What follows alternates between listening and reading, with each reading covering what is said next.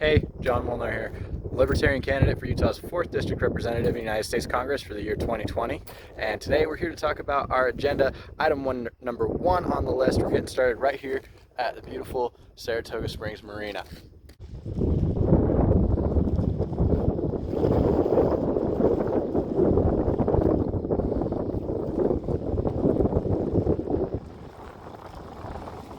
Honestly, my agenda has 13 points on it, but the only one that really was numbered out of a specific reason is number one.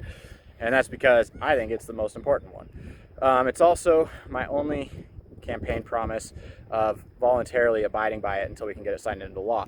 And that is to lower the politicians' salaries from their current rate of a salaried position down to a performance-based pay of the median household income of their voters minus the same unemployment rate. So essentially for 4th District, the seat that I'm running for, what that would look like right now, the coronavirus is throwing a bit of, what's going to happen to the unemployment rate and the median household income out of this? I don't know.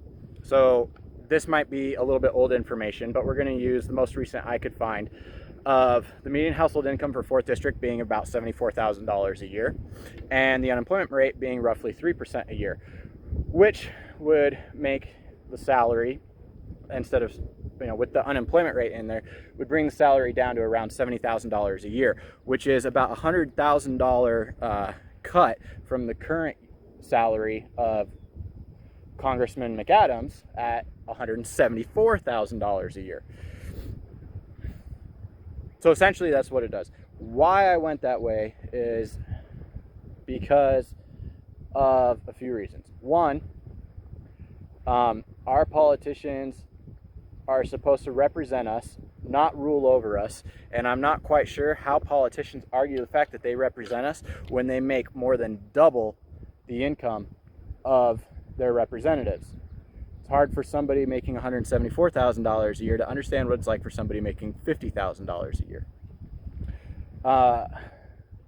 So bring that back down to a point where they actually have to understand what it's like to live on that kind of salary rather than being above everything the way that they are now. The other reason is to make it performance-based pay.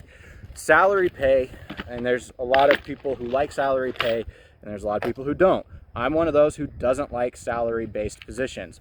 Why?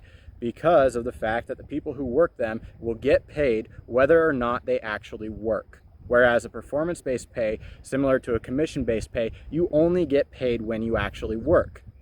So, the way I envision this is that our politicians will be incentivized to actually make sure that the policies they are enacting upon the rest of us actually have positive benefit.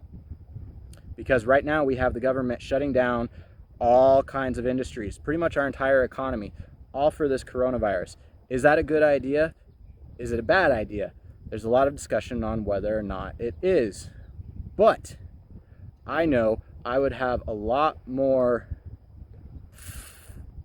I don't know if I'd use the word trust, but all right, let's just use it for the sake of argument here.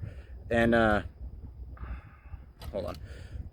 In what they're deciding to do, knowing that they're feeling it the same way in their paychecks like my family is feeling it in mine, or like your family is feeling it in yours. My wife is working from home today for the first time since this coronavirus stuff happened, and we're doing these outdoor campaign videos because of the fact that our conventions and events are getting canceled because of coronavirus.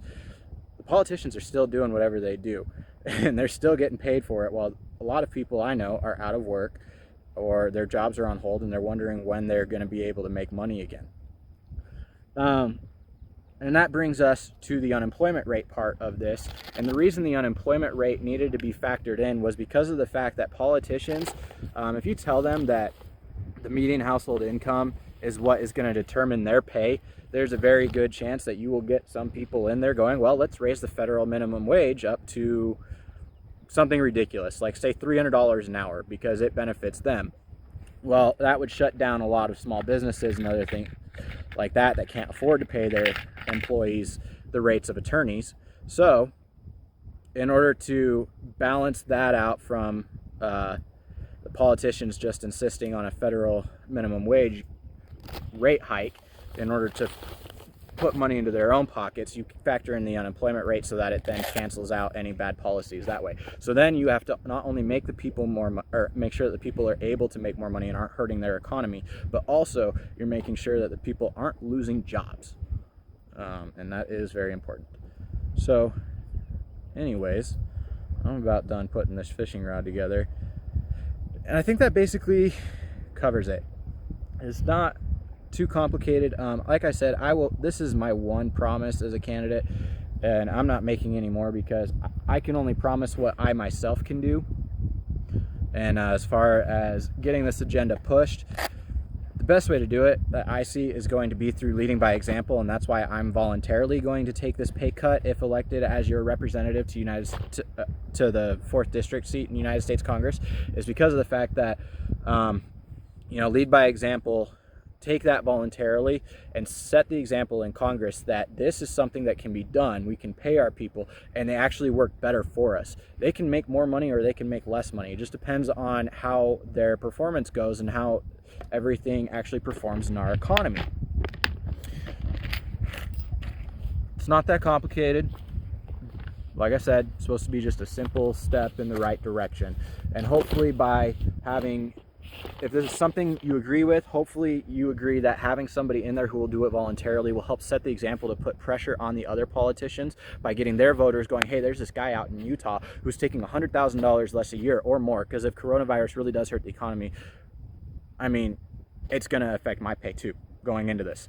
Those are numbers that I'll have to factor, because McAdams screwed up doesn't mean that I'm going to say, no, I want a bigger paycheck. I have to go based off the numbers that are there. That's hopefully something that'll set a good example, get people wanting it from their congressman, putting the pressure on them to go ahead and enact it so that eventually we can go ahead and do that later on.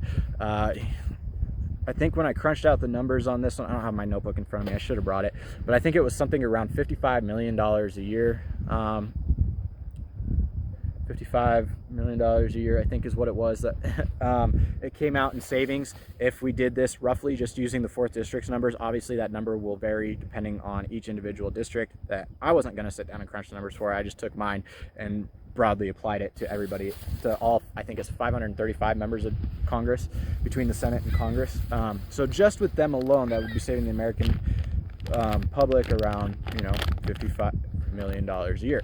Not a whole lot compared to the $1 trillion deficit we have right now, but it's a start in the right direction. And that's all this stuff needs to be. It doesn't have to be some great revolutionary idea. It just has to be a small change with massive impact. And that's exactly why I went for targeting the pay of the politicians first and making it the #1 priority, is because I think that more than anything is going to have the biggest impact. The politicians always respond to money harder than they do anything else.